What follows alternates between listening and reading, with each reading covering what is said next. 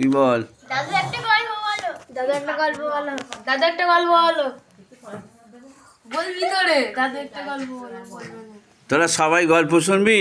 দাদু একটা গল্প বলো। হ্যাঁ, সবাই গল্প শুনবো। আচ্ছা, আজ থেকে 25 বছর পূর্বে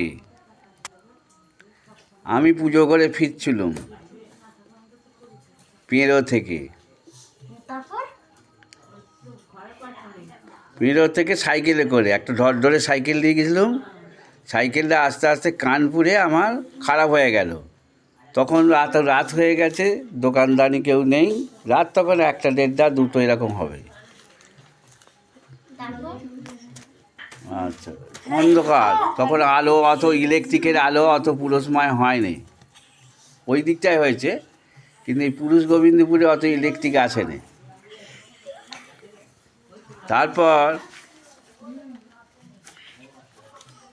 তারপর যে ওই গোবিন্দপুরে ওই শ্মশানটা দেখেছিস যেখানে কালী পুজো হয়? আদু একটা কিছু জিনিস ভুল আছে। সুদীপ্ত ভিডিও করাবি। হ্যাঁ, সেটা সুদীপ্তর দিকে তাকিয়ে এবার করো। আমার দিকে হচ্ছিল বেশি। গোবিন্দপুরে ওই শ্মশানটার কাছে এলুম, অন্ধকার, দেখছি মা কালী দাঁড়িয়ে আছে। গলায় একটা মুন্ডু মালা, অনেকগুলো মুন্ডু নিয়ে মালা, আর সেই মুন্ডু থেকে রক্ত ঝরে পড়ছে। মুন্ডু থেকে মায়ের কাটা মুন্ডু মায়ের গলায় ঝুলছে। মালা করা আছে তো, হ্যাঁ, সেইটা তার থেকে রক্ত টোসে পড়ছে। একটা বড় কাতাং নিয়ে, মায়ের হাতে একটা মুন্ডু আছে, একটা কাতাং নিয়ে দাঁড়িয়ে আছে রাস্তার মাঝখানে। সাইকেলটা আমার হাতে ছিল, থরথর করে সাইকেলটা আমার পড়ে গেল। হ্যাঁ, আমি সপাটে পড়ে গেলুম মায়ের পায়ের কাছে। মাকে বললু, মা আমার তাহলে কী দোষ হলো? দাদু তোমার ভিডিওটা হয় না, আমি দেখাচ্ছি। তারপরে হচ্ছে কি জানিস, বললো, বেটা তুই যে কালী পুজোটা করলি, কালী পুজোটা তো অল্প মন্ত্র বলে সেরে দিলি, আমার সব মন্ত্রগুলো কেন বললি নি? আমি মা যজমান যদি না চায়, যজমান অনেক কিছু জোগাড় দেয়নি, সেই জন্য কালী পুজোর মন্ত্রগুলো ছোট হয়ে গেছে। হ্যাঁ, রাত 12টা 1টার সময় আমি পুজো শেষ করে দিয়েছি, আর এখন এই 2টো আড়াইটে বাজে। মা তুমি এখানে আমার প্রশ্ন হচ্ছে, মা তুমি কেন এখানে ঘোরাঘুরি করছো? তুমি কেন এখানে ঘোরাঘুরি করছো? বলছে, আমি হাজরাপাড়ায় কালী মন্দিরে ছিলাম। আমি ওই মন্দিরে কেউ সন্ধে দেয়নি, কেউ ধূপ দেয়নি, মোমবাতি জ্বালেনি, আমার সেবা দেয়নি। আমি ওখান থেকে বলছি, না মা তোমাকে, বলছে আমি এখানে এই রুইদাসপাড়া এই শ্মশানে মন্দিরে চলে আসি, আমি এখানে এই শ্মশান কালীর সঙ্গে দেখা করতে এসেছি। আমি, মা যা হয়েছে, আমি গিয়ে পাড়ার লোককে বলবো যাতে তোমার মন্দিরটা পরিষ্কার করে দেয়, ধূপ ধুনো দেয় এবং সেবা দেয়। তুমি আর এখানে তোমার জায়গায় তুমি থাকতে যাও, তোমার জায়গায় তুমি থাকতে যাও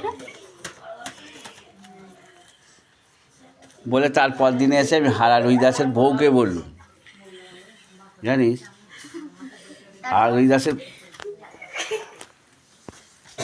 আর রুইদাসের বউকে বলে, তখন ছাত্র পড়ে, অনেকগুলো ছাত্র পড়ে, পাড়ার সব ওদের বাড়ি পড়ে, আর 9 জন পড়ে। তারপর থেকে কথাটা আমার পাড়ায় গোটা রটে যায়। সবাই আবার মায়ের ধরে হাত দিতে থাকে, ধূপ ধুনো দিতে থাকে। তার আগে একটা ঘটনা, তার রাত্রিরে ফের ওইখান থেকে আসার পর একটা ঘটনা করেছে। ওই বাঁধে ওই যে মাঠে যে এটা দেখতে পেয়েছি বটগাছটা, ওই বটগাছটায় একটা মেয়ে একটা ছেলে, মানে বড়, তারা ঠ্যাং দুলছে, পা দোলা খাচ্ছে, আর বলছে, ওই ঠাকুর মশাই কত কি খাবার নিয়ে যাচ্ছে দেখ, কেড়ে নে। আর ভাই, ওই গাছ থেকে তারা হাতটা লম্বা করছে, লম্বা হয়ে হয়ে হয়ে হয়ে বাঁধের ওপর চলে এসে আমার ব্যাগটা নিয়ে চলে গেল। ভূতের হাত তো, ও যদ্দূর বাড়াবে তদ্দূর চলে যাবে।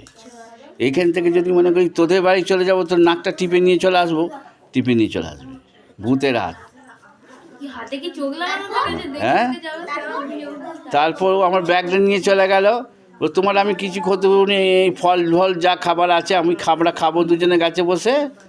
এই বলছে তোমরা কেন? আমি বলি তোমরা কেন গাছে বসে আছো বাবা? বলছে এই গাছেই আমরা মরেছি, আমাদের মা বাবা মেনে নেয় না, আমরা এখানে সুসাইড করেছি। ওই তখন থেকে ওরা ওই অমাবস্যার রাতে বেরোয় ওই গাছটায়, অমাবস্যা যেটা গভীর, ওই তো ওই বট গাছটায় কালীতলায় যে বট গাছটা আছে, ওই বট গাছের ঢপ নয়, ওই বট গাছটায় আছে বহুত দিন পূর্বে, আজ থেকে অনেক অনেক বছর আগে। ওই আত্মা উদ্ধার করে কেউ হয় না, উদ্ধারও হয় না। জানিস ও ছোট ছিল না, আমরা দেখে নিয়েছি। ওখানে বয়স্করা বলে, এই রতন মাঝি তখন বলতো, বুঝেছিস তো? রতন মাঝি কে হয় তো? ও বলতো, ও নাকি ওর বাবার কাছ থেকে শুনেছিল এখানে রেকর্ডে যে এখানে একজন সুসাইড করেছে।